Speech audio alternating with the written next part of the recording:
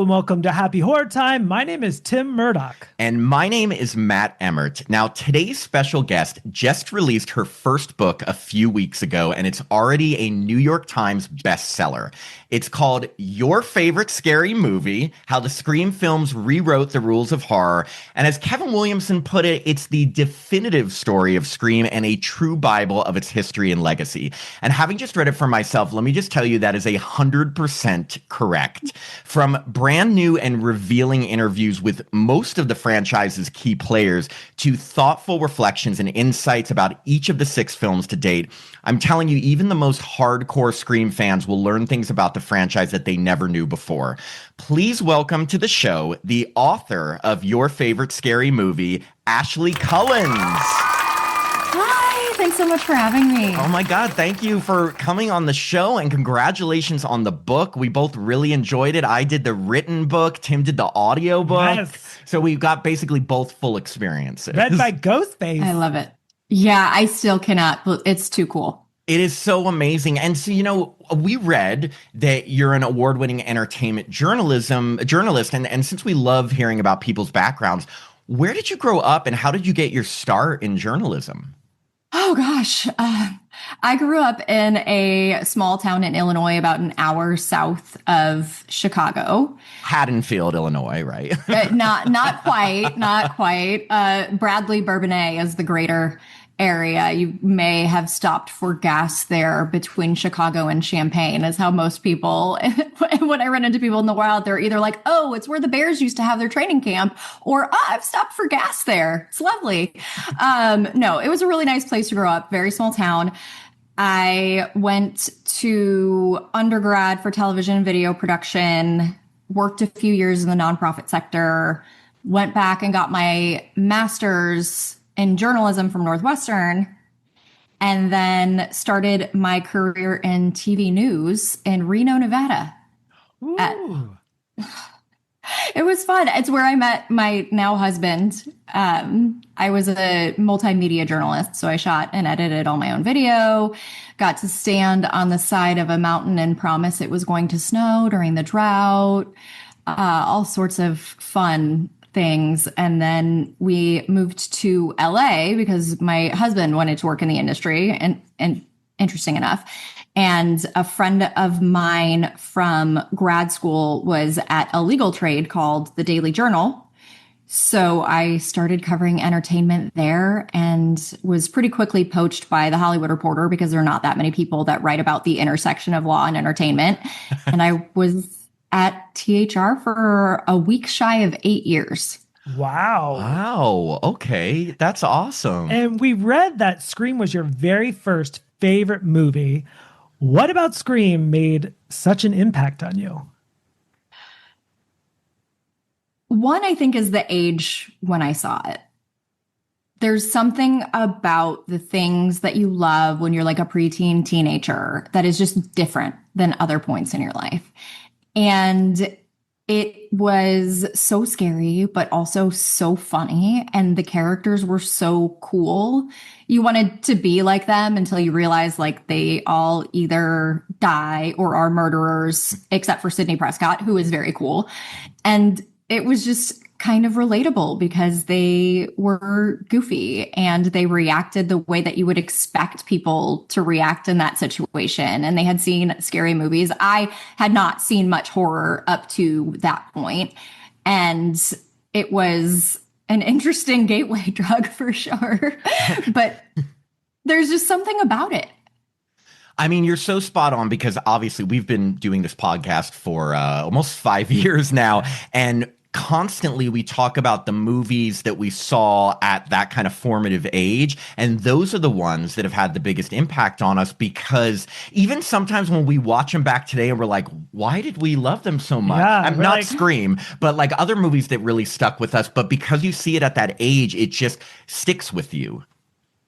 Yeah, you love the adrenaline rush of being scared, right? And then also this movie is so rewatchable because it's not like just scares. There's a lot of other stuff going on and it's so quotable. And I had it on VHS and watched it like 100 million times.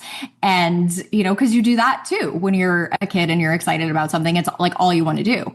Yeah, no, totally. And I say that to Matt constantly. Like I say, oh, this movie has such rewatchability factor. Like for me, that's like the side of a fantastic movie. yeah, like, do we want to see it again? Because sometimes there's been movies we've seen that are like, okay, this is an amazing movie, but I never want to see it again. It scarred me. But Scream is one of those movies you could watch all the time and still love. So you alluded to this in your acknowledgement section, but I'd love to hear the full story. How did the idea or opportunity to write a book about the Scream franchise first come about? Because I've got to know more about this John guy and that remarkable email pitch. Oh my goodness. Yeah. So I've started joking because it's very mid 90s. Like, remember that time period where it seemed like every up and coming actress model like had been discovered in a mall, like just stumbled upon. And so I joke that this is the nerdy equivalent of that. I had done an oral history of the first movie for the 25th anniversary for Hollywood Reporter. It was way outside my comfort zone. The only thing like that I pitched ever. Like, it was just the one. And so I spent a few months working on that. I was really happy with how it turned out. And then I just kind of forgot about it and was like, okay, back to my day job. And a few months later, out of nowhere, I get an email from a literary agent, and he basically said that he feels like there needs to be a Scream book. And I'm the person that he has decided should do it.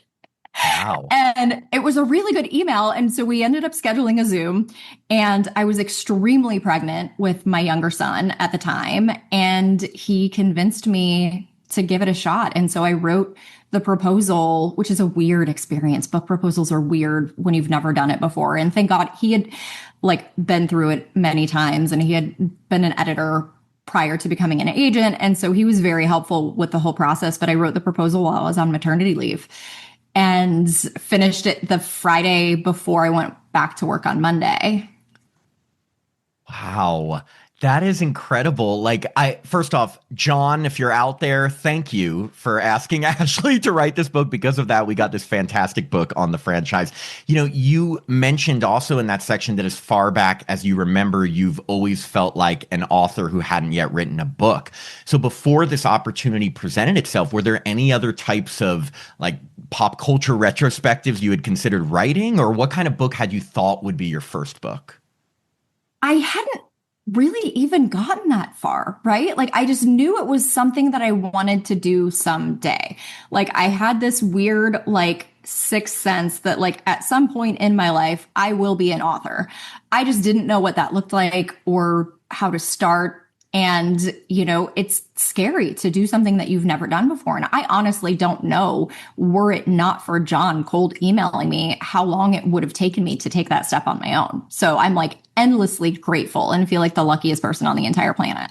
It's those little things, though, you know, like those little things that change the course of your life. Let's get really deep here. Like, yeah, but exactly. Okay, so before we jump into discussing specific aspects of your book, being that you are a Scream mega fan like us, we have to ask your opinion on just a couple essential franchise matters. Okay, you ready? Okay. Okay, what are your top 2 films in the series to date?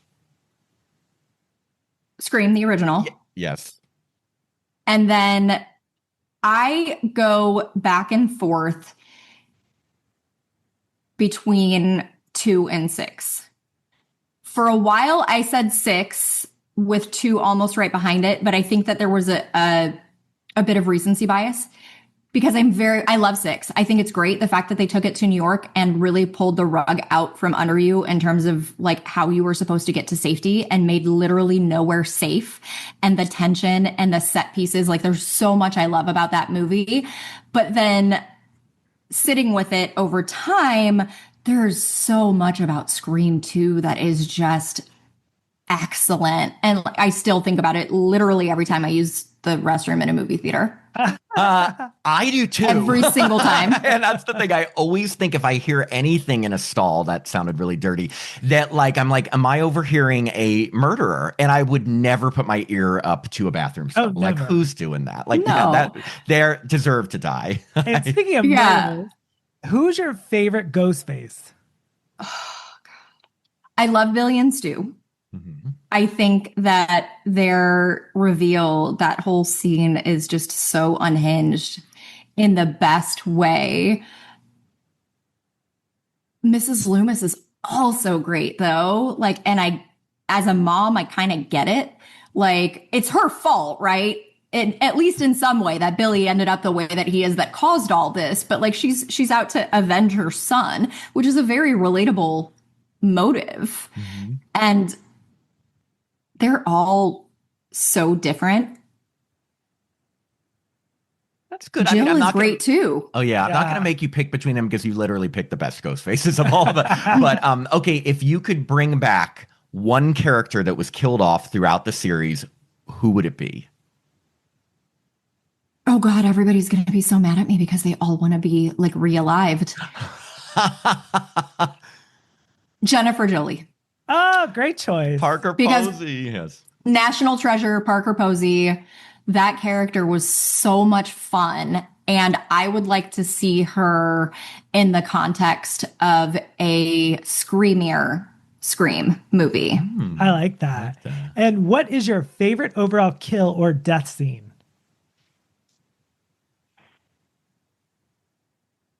Well, I feel like nothing can really compete with Casey Becker, so everybody's just kind of playing for second. I really like... These are hard questions. I actually really like the Sheriff Judy Wes Hicks twofer. Ooh. Because the way that they built the tension in that scene was just like my heart the whole time. And then the fact that like he got her in broad daylight while she was coming home to like try to save her son. Like, again, maybe it's the mom in me, but like there was like, that was rough. I agree. Like that, broad daylight, because usually Scream films are at night. Yeah. So the fact that it was during the day, it makes it like unsafe for everybody. And like right outside her house, there was no one outside. That is terrifying. And you didn't expect it. I remember being shocked because you think she's going to run in and maybe witness something, but like, nope, he or she or whichever one of the killers it was, is hiding in her like bushes on the front porch. Yeah. Okay. Well, thank you for humoring us with those essential Scream franchise questions. So I'm really interested in like all the details behind how these projects kind of come together. So I was wondering, when you first got started, how did you decide kind of what the format of the book would be? Like, did you always want to incorporate interviews to help guide the narrative? Yeah, I mean, that's just how I work. Like I never thought about doing anything else. And I've always, whether it was in TV news or in print, I always start with my interviews and I pull out the quotes that are the most interesting, the most emotional, the most significant. And then I let that form the bones of the narrative. And then I build around it instead of saying, okay, here's what's the story. And then like plug and play sound bites. And I didn't know if that was going to work on the scale of a book. Because it was, even with the oral history, which I think I ended up with 13 sources on that. And so 13 font colors, because when I'm moving stuff around, everybody gets their own font colors so that if I lose an attribution, it's easier to find than having to like go back and search my main documents. And I was like, there aren't enough font colors. Like, how am I going to do this? And there are. And some people had to double up, but like I would just put somebody who's only in Scream 2 as the same color as somebody who's only in Scream 5 because there probably wouldn't be a lot of overlap. And so I pulled out all of my favorite parts from each of the interviews, and then I organized everything by movie. And then once it had been broken down by movie, further by like topic within each movie, and I put that all into just like a massive document that I think when I first got to that point was like 180,000 words. Wow. Wow. And it makes sense because you mentioned in the book that you had over 80 hours of interviews with everyone from Kevin Williamson, Nev Campbell, Courtney Cox, and David Arquette to the Radio Silence team, Jasmine Savoy Brown, Mason Gooding, Hayden Panettiere, etc., plus tons of crew members in all of the films, and even Wes Craven's widow, Aya LaBanca. Now, how did you go about getting all of these interviews, and what were some of the reactions to you telling these people, hey, I'm writing a book on the Scream franchise? I'm trying to think about how to answer this. So it was different depending on who it was, right? Because there were certain people who I, reached out to directly, and then a lot of the on-screen talent I had to go through publicists, and that is always a whole thing. And people were typically very excited to do it. There were only a couple of people who actively said no. There were a lot of people I never got an answer from, where I just I had to create a category in my massive spreadsheet that tracked all this that I called publicist purgatory. I like the alliteration. Yeah, I was going to ask you, was there anyone that just was like, no? Yeah. I'm not going to say who. We could probably make assumptions by who wasn't in the book that may have been important, but yes, go on. Yeah, I think there were 3 people who said no, and then some that just didn't respond, who else is participating? And I answered and then just got lost in the ether. There was somebody who said no twice, and I got him on the 3rd ask. So that's my one regret, is I should have just been more annoying in the beginning, because I was so afraid of getting a no that I'm like, you know what? I'll just be courteous and take my time and not be super hey, me still here waiting for an answer, because I was so afraid of a no. And then I ended up turning the one no that I was really bummed about into a yes. And I could have just done that. Anyway. We want those emails to see how you did it. No, it's so funny that you mentioned this, because doing a horror podcast where we interview people involved in horror, we've dealt with those things. And sometimes, it's the persistence that gets you, but there's a fine line between, or that gets the interview, but there's a fine line between persistence and being annoying. So I can only imagine. Yeah, I got very lucky in that a publicist who was at Sunshine Sachs at the time was working with the Project X guys and had just reached out to me to set hey, let's catch up and talk about what you're working on call. And I told him about the book, and he was like, wait, no way. And so William Sherrick was one of the first people that I talked to, and he produced the new movies. And he was insanely helpful and so supportive.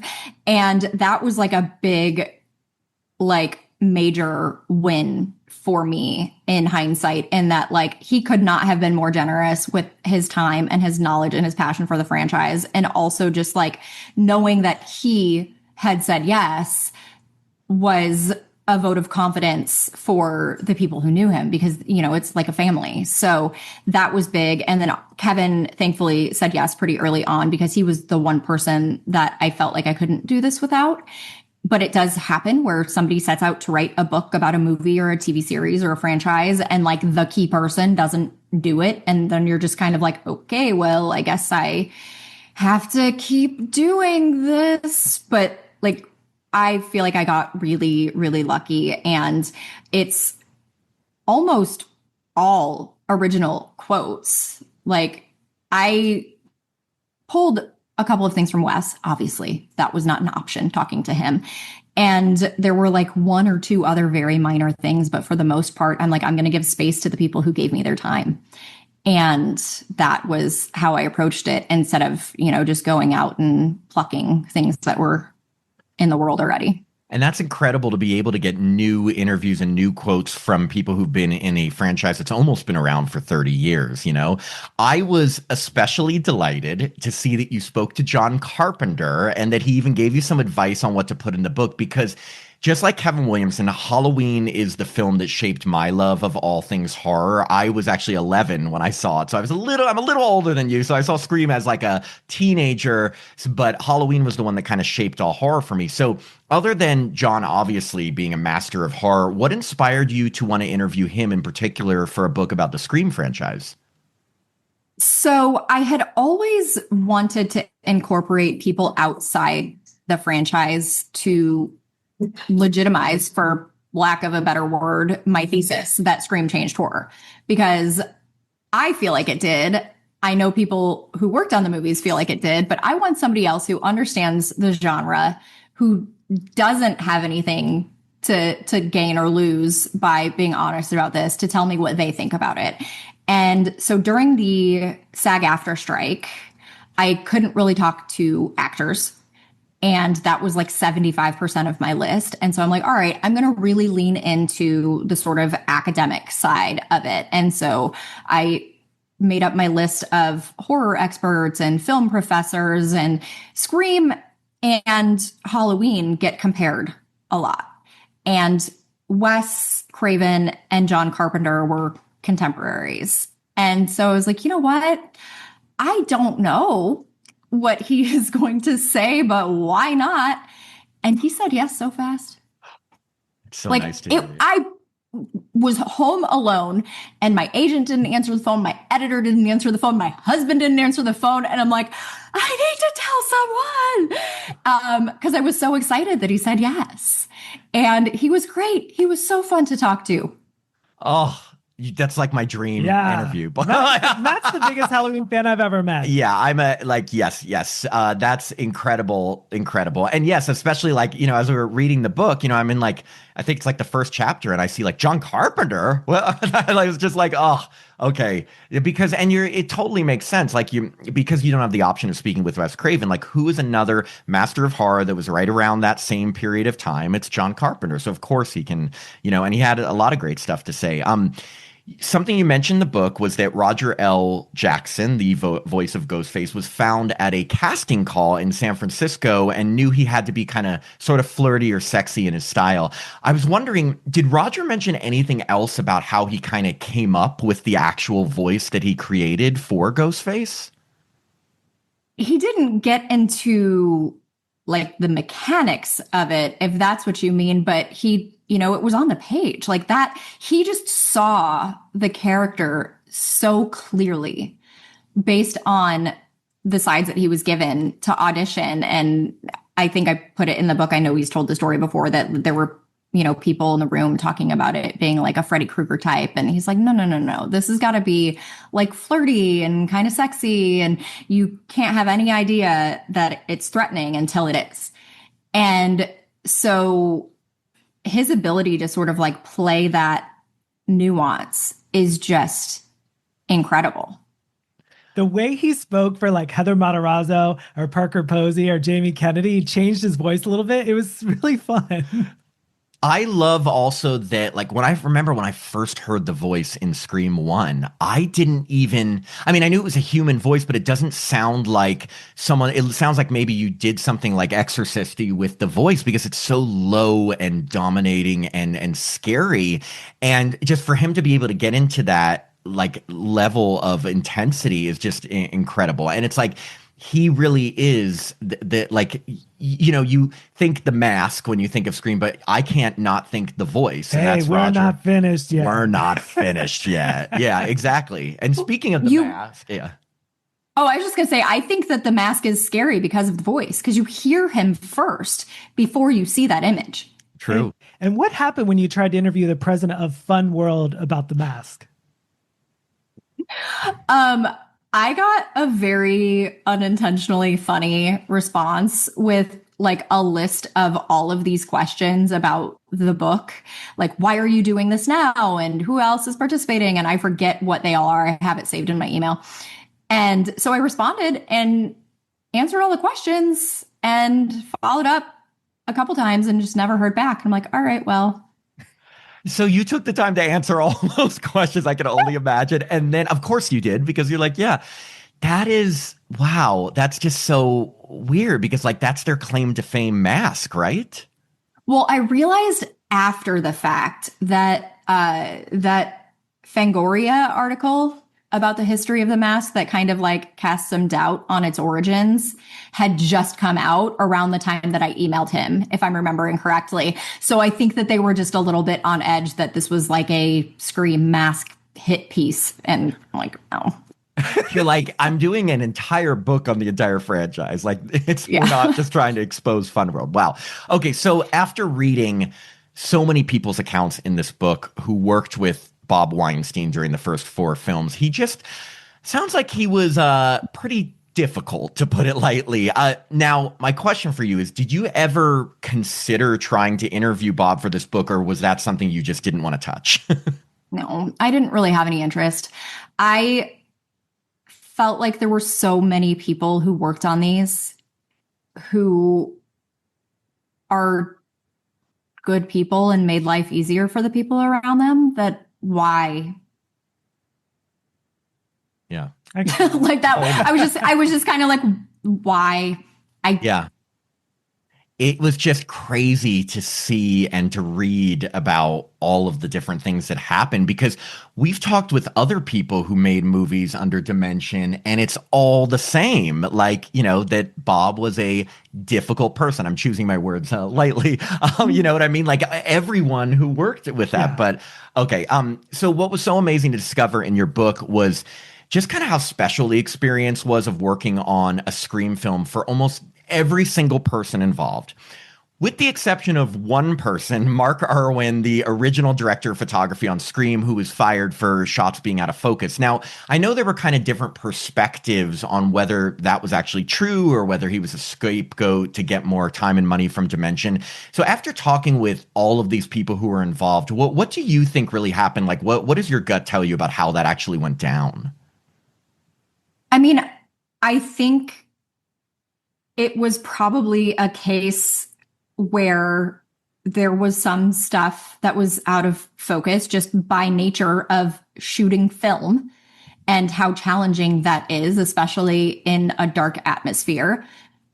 But that Mark Irwin legitimately felt like there was enough.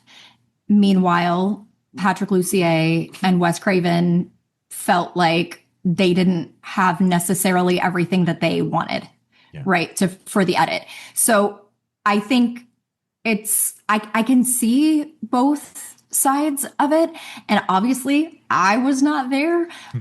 Patrick Lussier is lovely. Mark Irwin was also great, by the way. He could not have been nicer given the circumstances. Like, he was awesome. And he really had a bad thing to say about Wes. Yeah. When I asked Patrick Lussier about that, he was so specific. And I'm like, nobody stared at this footage more than the editor of the movie.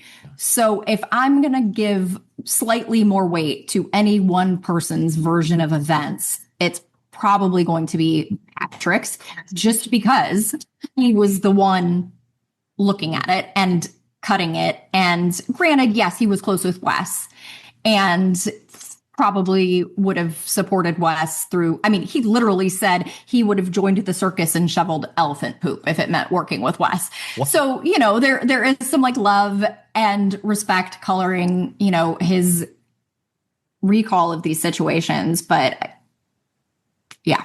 Yeah. No, I kind of got that feeling too. Like I almost felt a little bad for Mark in the book, because it was almost, you know, like you said, I kind of got the feeling, like you put in your book, that there was maybe a little bit of everyone's perspective was correct, you know, but it's nice to know that he's still like, he can look back on it, be honest about what happened, but still have positive things to say about Wes and all of that.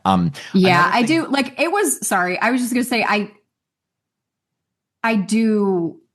It's not the kind of way you want your working relationship with anybody to end. And I felt really bad for the focus puller too, because it like really impacted his career. And the guy who came on to replace him after the fact, like, said that he almost felt like a villain because he, you know, had to step into that role. And this guy had such an amazing reputation, and it it set him back. And that's awful. And so it's like, I don't know, usually the truth is somewhere in the middle.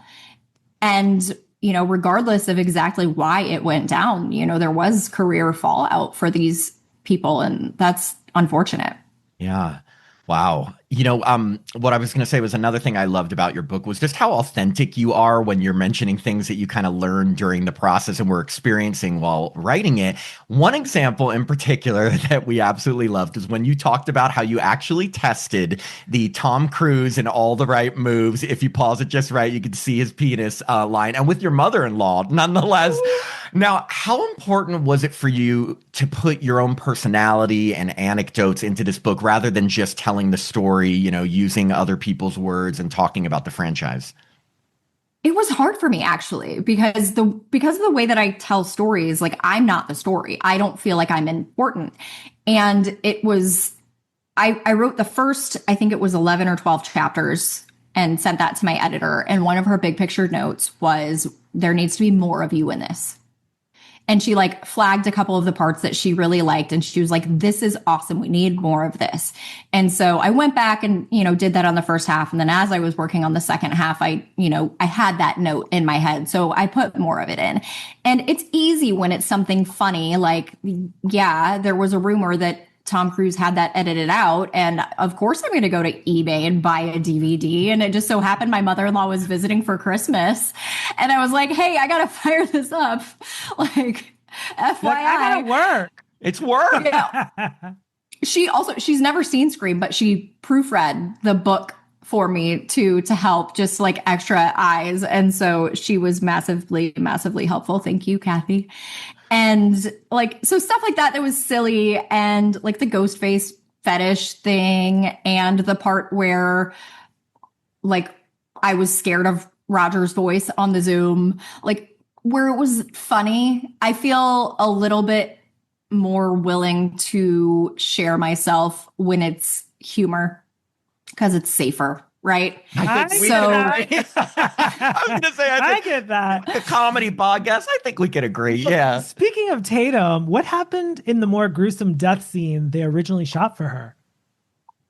I think it was just a lot more footage of it. Because I know you mentioned in the book there was tons of blood and stuff, and I didn't know if maybe you had found out if the scene was actually different or if it was always the garage door, but they were just going to make it more gruesome. I think it was just the garage door, but a lot more of it. Because if you remember the way that scene is, it's a split second after quick, you see her. Yeah. And then it's, and then you see the wider shot. And there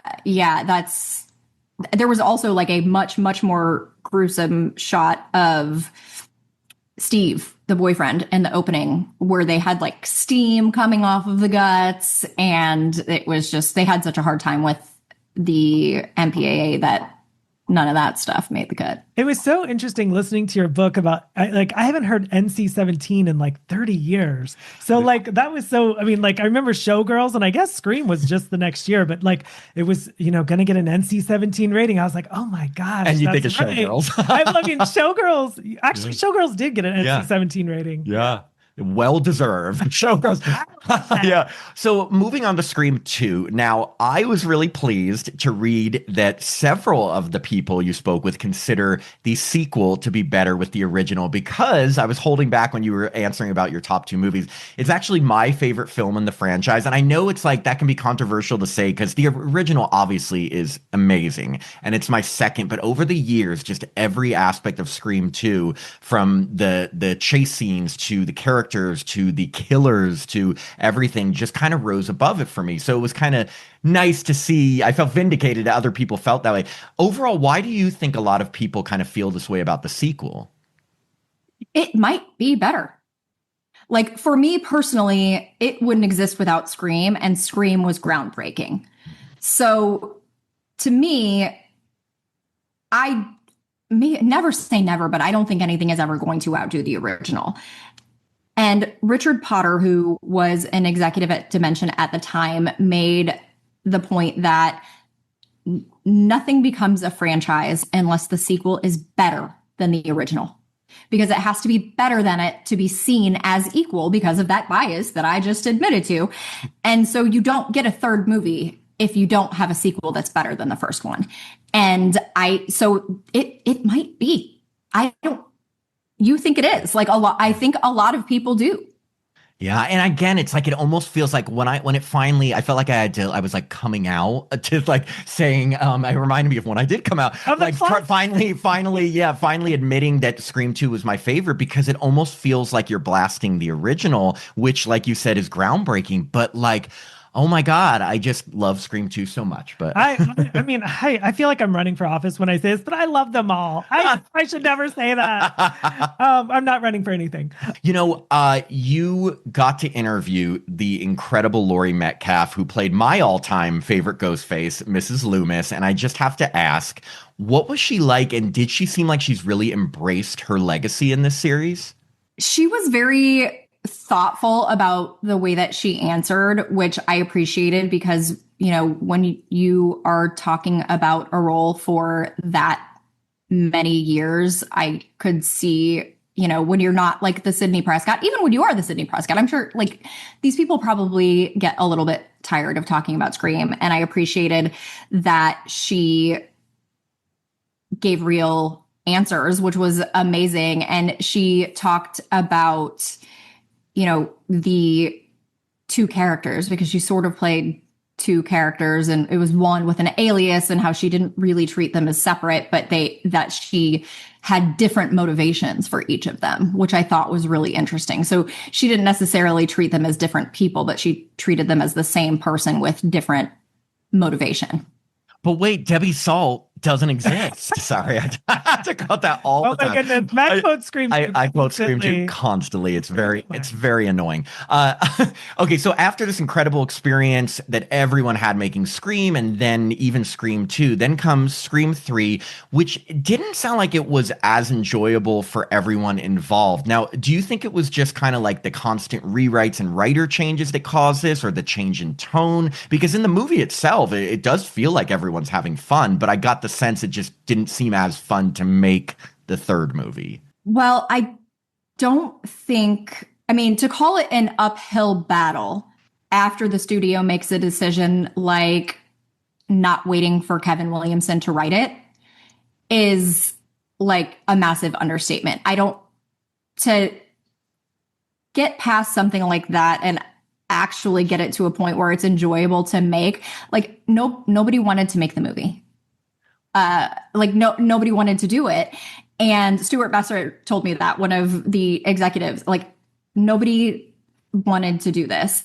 And it didn't have a script because they wouldn't wait for Kevin. And then they hired Aaron Kruger and immediately pulled him off of it after he submitted a draft to go work on something else.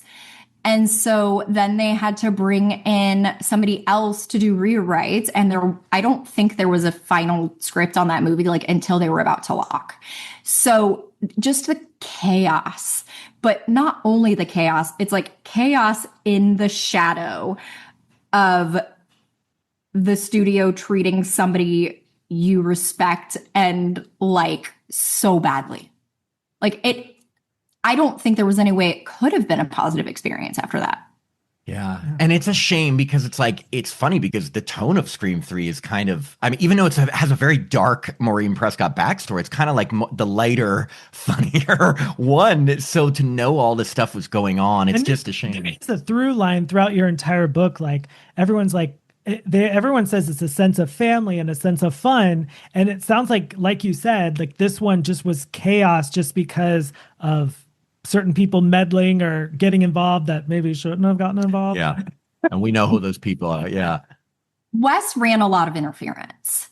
So when you hear people, the actors, the crew talk about the experience of working on that movie, like a lot of them had an absolute blast making the movie, but it was because, you know, he created an environment that was different from the one that he personally was dealing with. Yeah, and that's, I mean, what makes him he was just such an incredible person. One funny thing that we read in your book, Patrick Lussier, you mentioned, edited the first three Scream films, said in your book that Kevin Williamson's initial version of Scream 3 played like Alien and had motion trackers. Did he elaborate on any of that? I'm just so interested because when I read that, I was like, that's a visual I never thought of with Scream. Yeah, it sounded really cool. I had trouble wrapping my own mind around like what that would look like in practice. But I remember that I think the big difference between that and any of the ones that they've actually done is that you think they got Sydney. Yeah. So like you think she's taken down and then there was like a time jump, if I'm remembering correctly. Yeah. No, that sounds like I just like as soon as I heard alien and motion trackers, I was like, wow, I've never heard about that.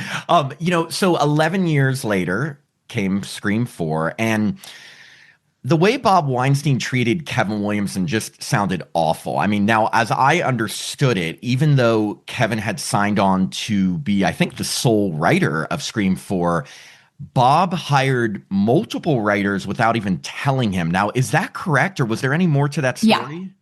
So, hi, this is Felix. Hi, Felix. What kind of dog is he? He's mostly Australian cattle dog with like some shepherd and husky thrown in for fun. Fun fact, he got skunked at like midnight the night before my first interview with Kevin.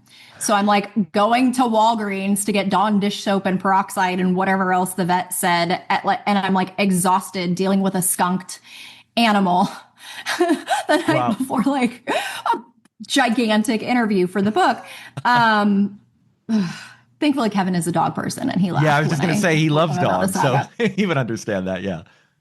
What was the question? I am sorry. I said, is that correct? Is that kind of how it went? That Bob hired multiple writers behind Kevin's back, or was there more to that story? Yeah, no. Kevin was in Atlanta working on Vampire Diaries, and he got a call from Wes, basically being like, "I don't know how to tell you this, but they have other people writing Scream 4." And Kevin understandably was like, what? Like, I'm writing Scream. What do you mean? And so there was a whole thing with the WGA for writing credit, and like 8 writers had contributed various pieces. So like after that, Kevin was like, I am done. He gave up his rights to Scream to like get out of his deal with them. He did come back to write the hospital scene at the end of the movie because originally it was going to end in the house, and Jill was going to, it appears, get away with it so that then in the next movie it could follow her to college, and then somebody has figured out she did, and it's Ghostface versus Ghostface. And so he came back to write that last scene because Wes had asked him to, but otherwise that was the end of it. And I know Wes did a ton of writing, like stayed up multiple nights in a row, writing, shooting. And his assistant did some work on the script, basically Frankensteining things from Kevin's earlier drafts to try to solve problems that came up during the course of the shoot. And then there were other writers who were brought in, at various points. And I can't fathom treating people like that. I can't either. And I'm just wondering, and this isn't just some like random writer you hired. This is the writer creator of like Scream 2. You already had a bad situation in Scream 3. So like now he's actually coming back, his idea of how to bring back the Scream series. And then you hire people behind his back. It just feels so Hollywood, but like it's just so awful to do and disrespectful to a person who created this. I can't even imagine. And they also had so much time in between to like clear the air, but apparently not clear. And it was truly just a Hollywood being Hollywood situation where like we've got this valuable thing, and he's now a super prolific creator, busy, and we need to cover our ass. But like, instead of being upfront about that, like that would have been shitty, even if they had been honest about it. but they decided to hide it and be shitty in secret, which adds a whole new level of fun. Yeah. And did producer Kathy Conrad sue the Weinsteins because they tried to make Scream 4 behind her back? Yeah, she got cut out of the process too, like at some point between like 3 and 4. It was just sort of like the deterioration of a lot of things. Wow. It's just crazy. Like, especially like those two movies, I feel like 3 and 4 were filled with all of these like scandals and things like that, which is amazing that they were able to bounce back with the new movies. But I think my absolute favorite part of your book was chapter 14, simply titled Wes, because all the anecdotes that you included about everyone's experiences working with Wes Craven were just so poignant and heartfelt. You know, like he really did seem like a gem of a person. Now, obviously, you weren't able to chat with Wes when writing this book since he passed away in 2015, but I was wondering two things. Number one, had you ever gotten the chance to speak with him in the past as an entertainment journalist? And two, and I know this is a pretty big question to put you on the spot with, but if you had the opportunity to say anything to Wes today about the Scream franchise or this book specifically, what would that be? Ooh. No, I never got to talk to Wes.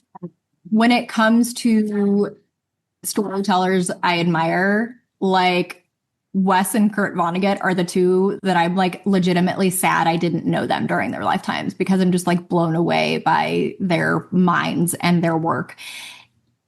And what would I ask Wes? Or even just say to him about, you know, the Scream franchise I would have had. I know it's a very heavy question. It would be something around how he feels about himself and his career with the benefit of hindsight. Because, you know, we see how people talk about him now, but Saturday was the 10th anniversary of his death, and horror was still kind of in a place at that time where a lot of people didn't really consider it, you know, art. And so I would love to know what he thinks about his career and the movies he made and his legacy, you know, now with the ability to see the way that people talk about him. Because, you know, that's gotta be hard to feel like you are put in a box and you're creating things that you love, but also that you feel like no matter how many times you prove yourself, no one's ever going to let you just make what you want to make. And he got to do Music for the Heart, but they kind of screwed the pooch on that. And like how Meryl Streep got nominated for an Oscar, and yet that wasn't a massive movie, is just beyond me. So yeah, I would kind of like to know, you know, just kind of how he feels about all of it. Yeah. And you also got to interview Meryl Streep about working with Wes on the movie. How did that come about? This was like a John Carpenter situation. And so when I was at Hollywood Reporter, I ran Power Lawyers for 8 years. So like I know everybody's lawyer. And so I emailed her lawyer basically being like, could you please put me in touch with her team? Because I want to ask her to talk about Wes Craven for this book I'm writing about the Scream franchise. And if it's not, you know, funneled through somebody who knows me and can, you know, legitimize me, it's going to seem insane. Like this ask is just so out of left field. And what I didn't realize is that he just like sent it to her assistant. And she said yes. She ended up having to answer via email, which was still incredible. Like, and she was so great. And usually with email answers, you can kind of tell, but she writes the way that she speaks. And I'm like, I can hear her saying these things. And it was so thoughtful and so heartfelt. And I really appreciated that she took the time to do that. And I do think that that's just one of many things that speaks to the kind of person that Wes was. I Yeah. loved hearing a Meryl Streep quote. I was just like, oh, this is awesome. I had to do a double take because first I was like, okay, she's talking about Meryl Streep. And then I saw a quote and then I was like, is this a new quote? And I like went to the acknowledgments or the interviews and I'm like, oh my God, I saw her name. Like you talked to Meryl Streep or interviewed Meryl Streep for a book about the Scream franchise, which is amazing. I love that.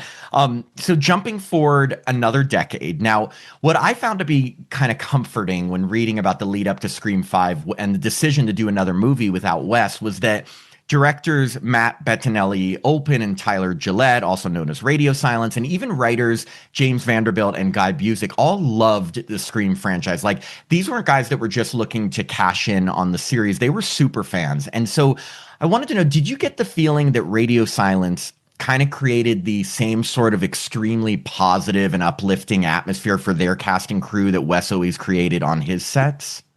Oh, absolutely. They're fully like best idea wins mentality, which I think is step one to creating that kind of environment. Because yes, like directors are in charge, like you are the boss. You're the one, putting all of this creativity, translating it from the page to the screen. It's your responsibility. But there's a way to do that and not act like you're better than the other 100 and something people who are making this movie, because it is not possible without every single one of them. And so just creating the kind of environment where people felt safe to take risks and make suggestions and knew that they were going to be taken seriously. And even if, they don't do your idea, like they're not going to make you feel like an idiot for bringing it up. So I absolutely think that it was very much a similar vibe. And actually, I think Heather Matarazzo used an analogy where she said it very much felt like worshiping in the house of Wes, because she was one of the people that had worked with Wes Craven and worked with Radio Silence. And she said they were similar priests. Was the I love that. Yeah. I mean, and that's what I got the feeling through your book. It was so nice to see the parallels between how people felt working with both sets of directors. We also noticed that at least 3 of the Ghostface killers, Skeet Ulrich, Rory Culkin, and Jack Quaid, did some sort of freaky stuff to prepare for their roles, like Skeet transforming his room into this like dark serial killer's den, Jack creating a Reddit account called Stabhead to look into toxic fandom, and Rory slapping himself before scenes and actually stalking his castmates one weekend in the woods. So what were your thoughts on all this? And were there any other like intense preparation methods you heard about for these kinds of roles? I just like, whatever it takes for you to get there, like it worked. Like, because I think that just shows you that these people are very much like not like their characters. It's, I've got to get into this guy's head, and here is a batshit way to do it. Like, I'm going to go buy Faces of Death DVDs and posters, and I'm going to turn my hotel room into Billy's bedroom. Or I feel like even when the cast and crew is being all like chummy, I can't get close to them because I have to have this separation, because my guy on screen later is going to have to, try to kill all of you. And Jack, he made a playlist, which I guess he does for all of his characters. And this is just an example of me being too curious as a person. He starts talking about this playlist, and instead of like moving on to the next thing, I'm like, okay, but wait, tell me what's on the playlist. Like, what in the world is on this playlist? And then he goes into, it was a lot of stuff from the Scream soundtrack and, some other things that made sense, and Red Right Hand, obviously. But then there was like Elton John, Tiny Dancer. And he's like, yeah, it was actually a pretty good playlist, except for Monster Mash. And he told me that the cover was Woody from Toy Story, because he felt like that was Richie's first favorite movie that really got him into movies and got him into fandom, that sort of paved the way for him to become obsessed with Stab later. Wow. I remember listening to that. I was actually at the gym. I go to the gym. But I was like, did he give you that list? I mean, did he give you the... Did he share the playlist with you so you can listen? No, I don't actually have. I should get a link to it. I want to listen to this. I know he still listens to it. He said he did. So it's got to still exist. And did anyone explain the reason behind calling Scream 5 just Scream? Because I know there was like a joke that you talked about where like they called it Five Cream and like everybody and stuff like that. But that was what I was wondering. Did anybody actually tell, like radio silence, I guess? Somebody must have. And I feel like I'm blanking. Like whenever I Google it, I always put in Scream 2022. Oh, yeah, you have to. You have to. They all call it Scream 5. Like when they're talking about it to each other, when they're talking about it to me. But I think I'm going to go ahead and make an assumption here, and maybe this is pulling brain information deep back that like I am having trouble sourcing at the moment, that it was sort of an attempt to do what the first movie did, which was when Scream came along, it was made for an audience that had been largely ignored. It was the first new franchise for teenagers that wasn't number 5 in an ongoing series. And so I think by naming it Scream instead of Scream 5, one, it calls back to the original in a way that taps into nostalgia for the lifelong fans. And two, it is more welcoming to new fans than calling it Scream 5. It's like, hey, we're having a bit of a reset. And this is the next generation. And instead of implying that this is, going to be hard for you to understand if you've not seen the previous 4 movies, we want you to know that even if you've never seen a minute of the Wes Craven Scream films, you can come watch this movie and still have fun. That makes sense. Yeah, that makes a lot of sense. Yeah. You're like, I don't know if it's true, but that is my educated guess. No. I think fantastic. It sounds spot on. Exactly. I was also laughing at the part, and you alluded to this earlier in the interview, where directors Matt and Tyler were telling you that Ghostface is sexy and makes people horny. Because at first I was like, come on. But then I looked into it. And there really are actual accounts on Instagram, some that follow our podcast, which are dedicated to showing Ghostface in sexy situations or in like provocative, scantily clad poses. They're very creative, but it is really funny that that is a thing. So in your opinion, why do you think Ghostface, among all horror movie villains, is seen as so sexy? I think part of it is, and this tracks, I promise, I'm getting there. There is a part in the chapter talking about the opening of Scream 3 where Sheila Waldron tells me that Wes Craven explained to her that there's nothing scarier than a dolly into a closed door. Because as you're going that like slow approach toward a closed door, you make it the scariest possible in your mind. So you go to the darkest place, whatever is scariest for you, so that by the time the door actually opens and you see what's on the other side, it doesn't matter if it's that thing, you're like emotionally like already there. I think that to a certain extent, the mask provides the same kind of thing. Like you can use your imagination as to like who is under the mask and what they intend. And it lets people sort of like customize their kink, I guess.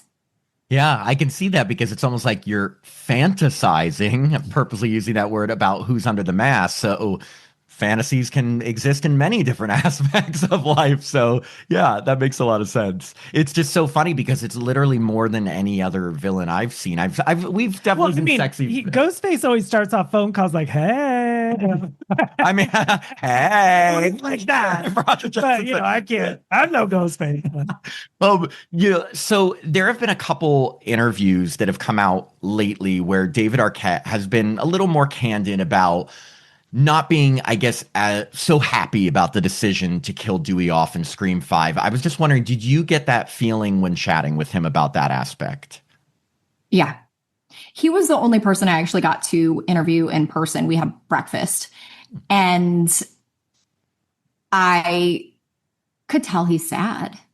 And he basically told me it never even occurred to him that not killing Dewey is something he could ask for. So instead, he focused on asking for things that he felt made the character more authentic to who he felt Dewey was. But yeah, he's sad, and rightfully so. And especially, oh God, the way that happens, the fact that it's a call from Gail that distracts him. It's like, oh. It's so tough because it's like I can see both perspectives of why the filmmakers killed him because, it's their first new movie, raising the stakes. You got to change something. And the original trio had survived for so long. And then on the flip side, I'm like, oh, but this is the trio, like royalty.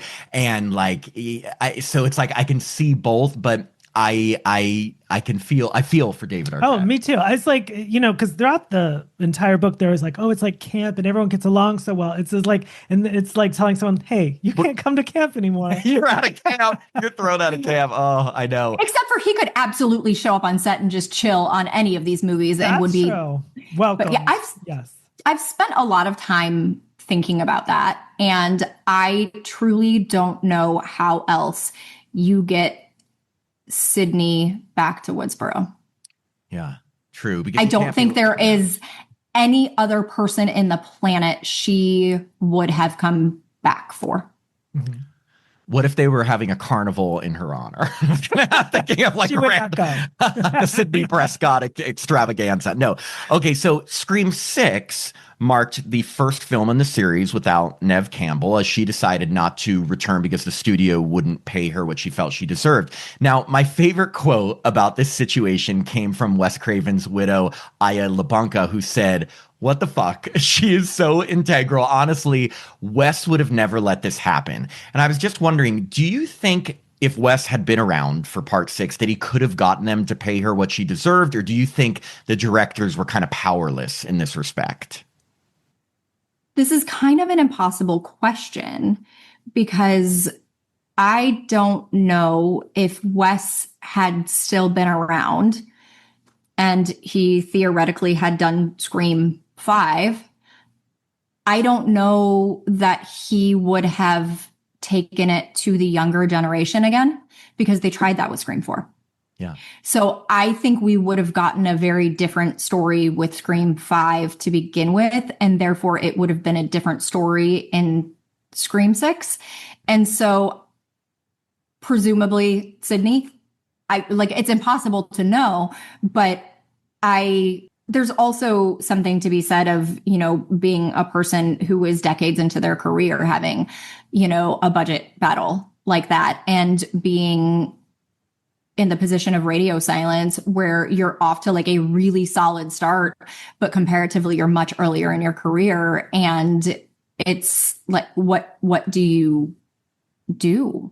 Yeah. And it's, it's hard to make movies. It's hard to get everybody on the same page. And sometimes stuff like this happens. Yeah. I mean, totally an impossible situation. It was just interesting that quote came from, Wes's widow. And I was thinking, it just got me thinking like, I wonder what would have happened if Wes were around during this, if that same sort of situation came up. But you're totally right. If Wes had been around and doing these movies, the movies would have been different. It would have been probably continuing his legacy and characters and specific like that. Well, moving on to the latest installment, Scream 7, which is set to release in February of next year. We're very excited. 30th anniversary. Yes, exactly. Now, you covered what happened with Melissa Barrera being fired, but didn't focus too much on that, which I think was smart. Did you attempt to interview either Melissa or Gary Barber, the CEO of Spyglass, to expand on what happened, or did you just want to steer clear of that controversy? Oh, no, I tried for a long time to get Melissa. I knew from the beginning that like the everyone at Spyglass and Paramount was great, but I knew from the beginning that I wasn't going to get any of, the C-suite on the phone for this. So, but I did try. And c'est la vie, right?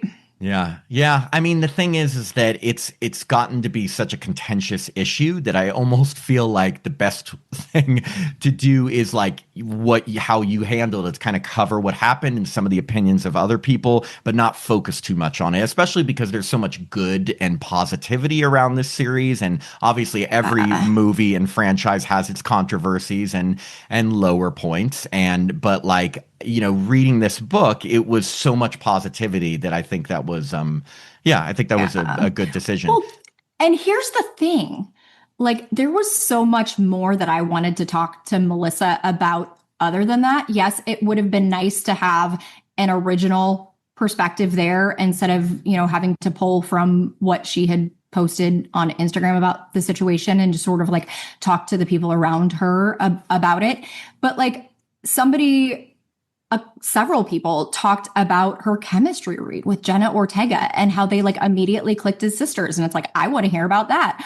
I want to hear about you stabbing the dummy on the floor while Jack Quaid is sitting on the stairs watching you. I want to hear about the delivery of the line in the therapist's office in Scream 6 because that deadpan is just perfect. Like there were other things, that and that's the bit that like is kind of a bummer. Don't get me wrong. I'm very happy with how the book turned out. It's just, I'm a perfectionist. I would have talked to everyone who spent more than 30 seconds working on any of these movies if, time and the universe would have allowed. And I would have spent 10 years doing it and it would be a literal encyclopedia. And, it is what it is. But yeah, I treated it, I think, respectfully. Yeah. And it is, of course, presented through the lens of its impact to the franchise because it's a book about the franchise. Yeah, no, totally. I would have wanted to know just about how she juggled the idea of playing like a heroine that has kind of this dark aspect to her. It's such a different sort of character that had never been part of the Scream franchise. But onto a more positive note, the stories both Kevin and Nev told about how they were asked to direct and star in Part 7 were just so heartwarming reading those and how like Kevin cried. It was just so sweet. And it just feels like so many people involved feel like the stars have kind of aligned for this new film to be incredible. Is that the sense you got talking to most people involved in Scream 7?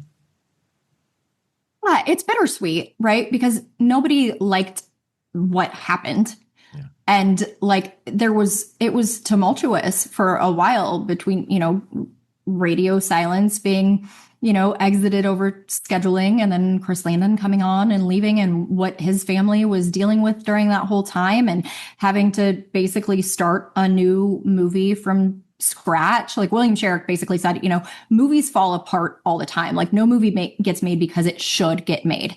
And so you just kind of have to deal with reality and keep moving and make the best choice that you can. And I honestly can't think of anything better for the franchise than Kevin Williamson directing this movie. It was one of those surprising but inevitable, to quote the radio silence guys in the book. As soon as it was announced, it was like, oh, well, obviously, like that is clearly the right choice. This is in the book. It was kind of funny. I actually asked him like 2 weeks before he got that call whether he would ever direct Scream. And he was like, no, like, what am I going to add to it if I don't write it? And so I see the announcement and I text, I'm like, Kevin, what?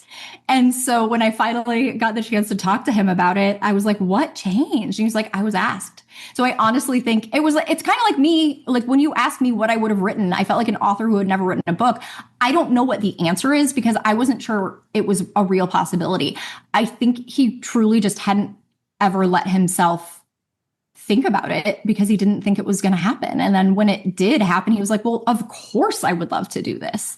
And it's just such an incredible full circle moment. And I say this in the book that sort of like the story of the franchise has a similar like pattern to the stories of the films where it starts off in an unexpected place and there are highs and lows, funny moments, darkness along the way. And then it ends on a relative high note, even if it's bittersweet, because, there's been death and destruction along the way. And so I kind of feel like that's where it's at. Like, and I do think that this movie is going to be incredible. And you got to visit the set of Scream 7. What was that like? It was so cool. Like, you hear people talk about night shoots. And so to step into a night shoot was just wild. Like, the energy, everybody's exhausted and it's work, but like legitimately everybody could not have been friendlier. I didn't feel like I was treated like, oof, journalists, which people understandably, like, it's an occupational hazard that sometimes people put up walls. And I didn't experience that at all on this book or on set. Everybody was so welcoming and friendly. And like, there was like a smoke machine going. You can see there's a picture in the book of the house at night, and it was like so spooky. And you had to like walk across this like little green space in this cul-de-sac to get to craft services in the bathroom. And it was just like, is he here? Is Ghostface here? So like there was a vibe, but it was so fun. And everybody seemed to really enjoy working together, and watching Kevin and Nev like get together at the monitors and like talk through scenes was just really cool. I love that. And I have to know, did you wear your Gale Weathers blazer when you met Courtney Cox, or was she there on the set when you met? She wasn't there the day that I was there. I didn't yet own the Gale Weathers blazer. I bought it specifically to do like events and press and stuff later, although I found out the hard way that like the shorts are shorter than I realized. And so there is no sitting down in this, and it will not be present at events. But I did wear a like basically Tatum sweater one of the days. And then the other day was like a Freddy Krueger vibes stripe. So like there was thematic wardrobe because I am extra. I can't help it. We would have done the same thing because we're just like that. So at the end of your book, you included a quote from Mason Gooding where he said, "Keep letting the people that have loved the franchise for as long as they have be at the helm of these movies," which is obviously what they're doing by having Kevin Williamson direct Part 7. Now, do you think this is the secret to the franchise's continuing success? Absolutely.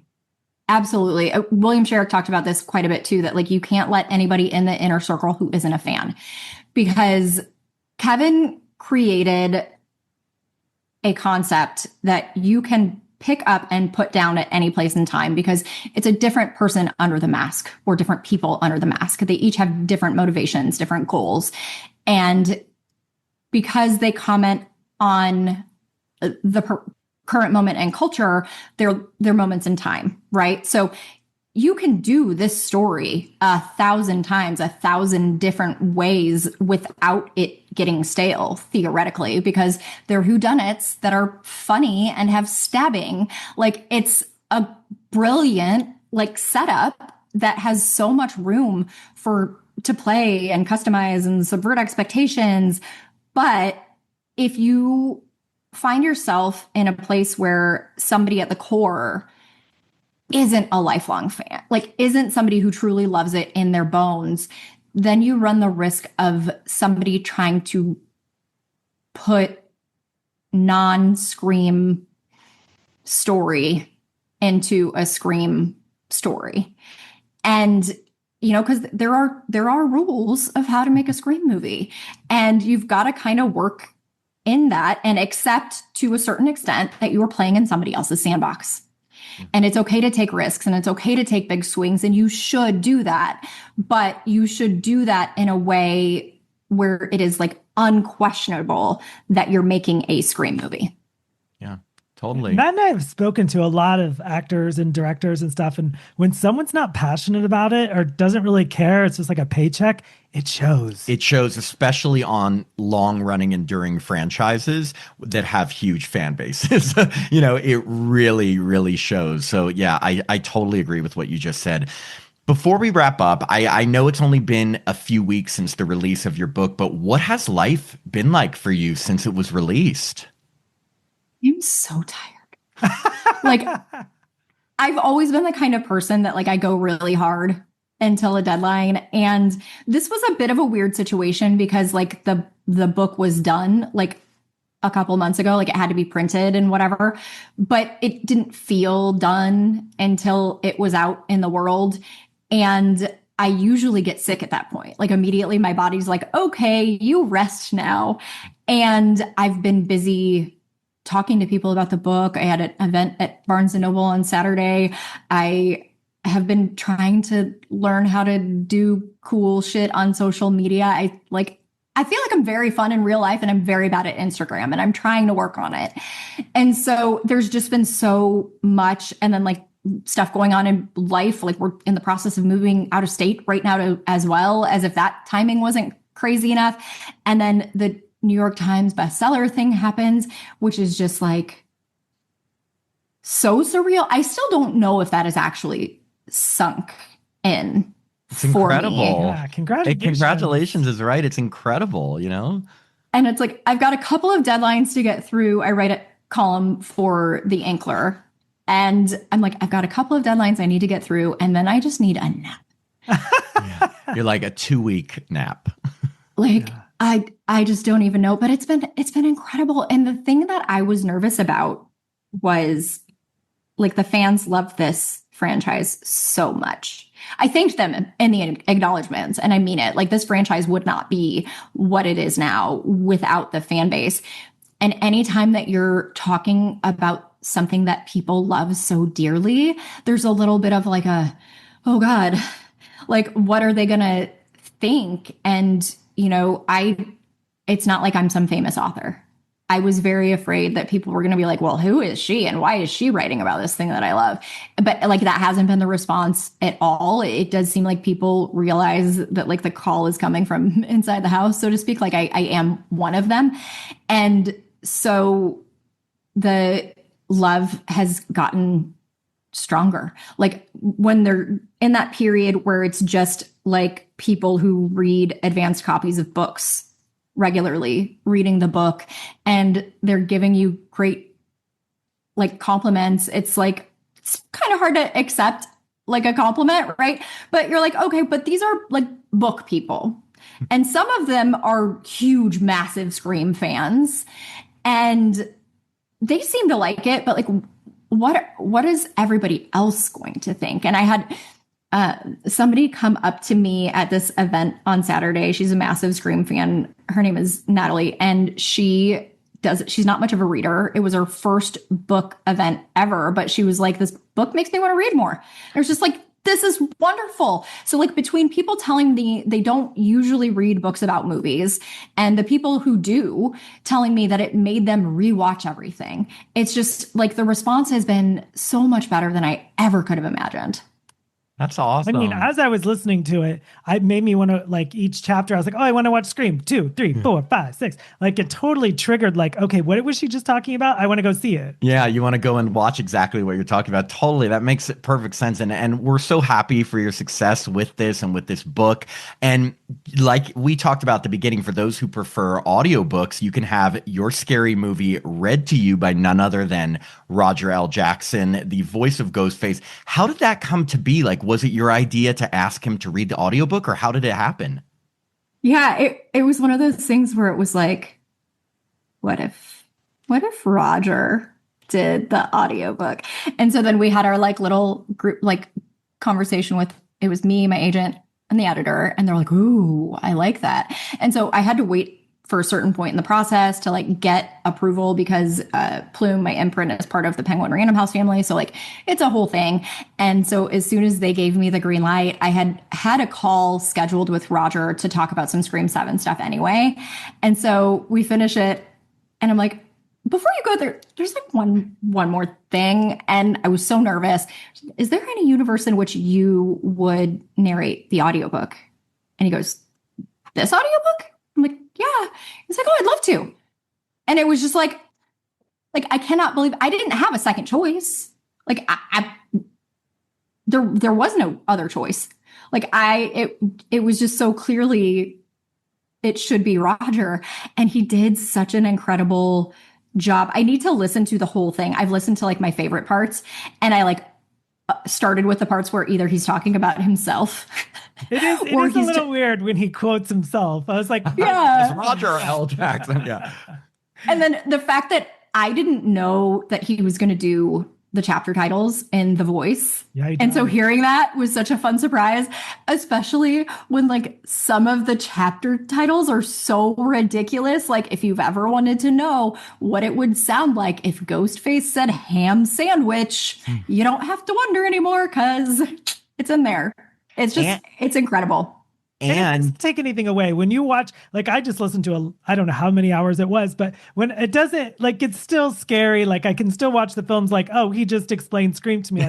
Like it doesn't lose anything. We're not friends, but but like we're not friends anymore. Now he's a killer. Yeah. And by the way, listeners or people watching this, and you can find out what ham sandwich means if you get the book, because a very interesting story on what that means, and it totally makes sense.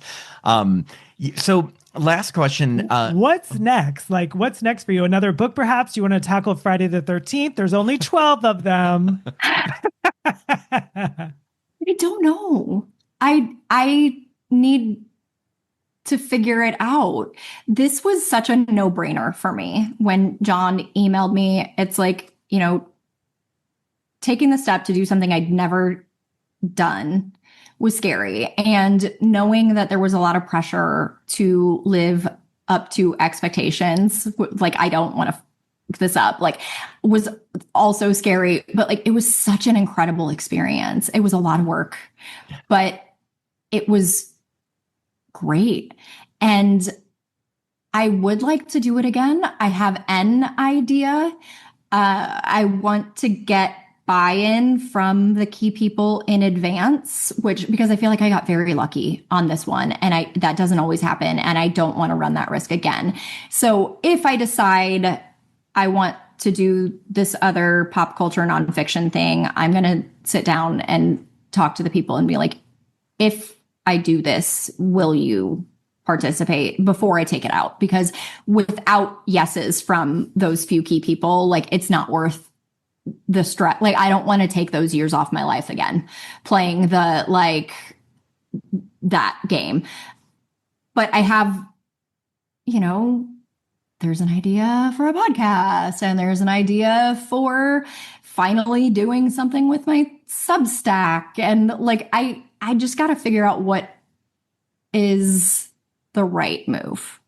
And I mean, that's an honest answer. And it's only been a few weeks. You're still in the middle of all of the press for this. So, of course, it's like, you're like, well, first you need that nap. You need that nap first. Yeah. Well, look, we have one final question for you, Ashley. And this has been such a delight getting to talk with you so in depth about this book that we loved and the series that we love. And we ask every single person that we interview this final question. It puts you on the spot, unlike all those other questions we had that didn't put you on the spot, right? What is one thing, just one thing that you can tell us about your experience writing your scary movie that you've never told any other interviewer, podcaster, or publication to date? Now, it doesn't have to be like salacious or gossipy. It can just be anything, but just something about your experience writing this book that you've never told in another interview so far. I feel like this is really boring, but I rewrote the beginning of the first chapter like 4 times, and I hated all of them until Kevin came back to direct, and I had known what the last line of the book was going to be. And it was like once that piece came into place, like a light bulb went off. And so the first couple of paragraphs of the first chapter was one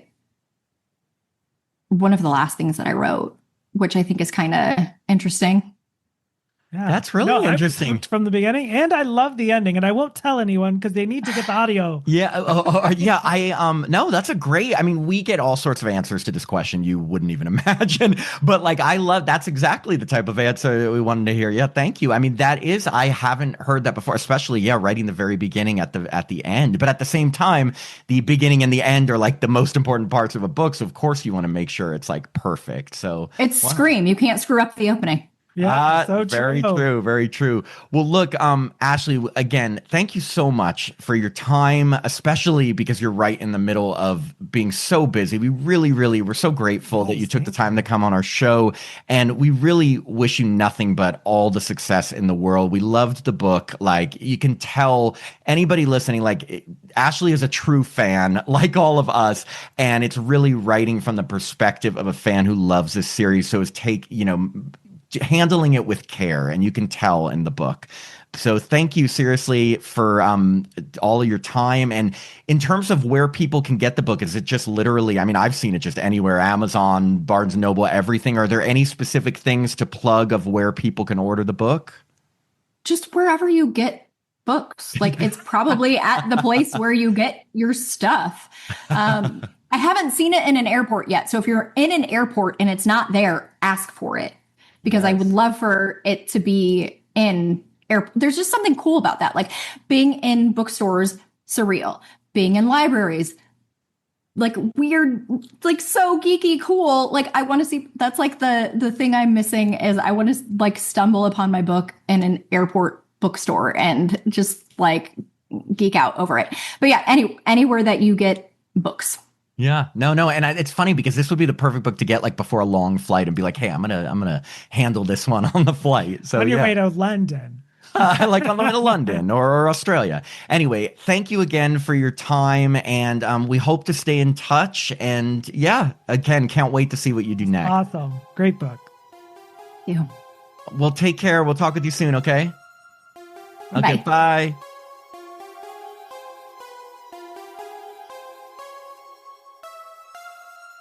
Thanks for listening to another episode of Happy Horror Time. If you'd like to support the podcast, please sign up to be a patron at www.patreon.com/happyhorrortime. As a patron, you get access to all our bonus content, which now includes 2 new bonus episodes every month, a monthly after show mini episode, access to our Discord community so you can chat with us directly, and the chance to review a film with us in one of our bonus episodes. Patrons also get all our regular episodes ad-free and a day early, our monthly newsletter, the chance to vote in polls, and autographed Happy Horror Time stickers. I'm Matt Emmert. And I'm Tim Murdoch. And we hope you have a happy horror time.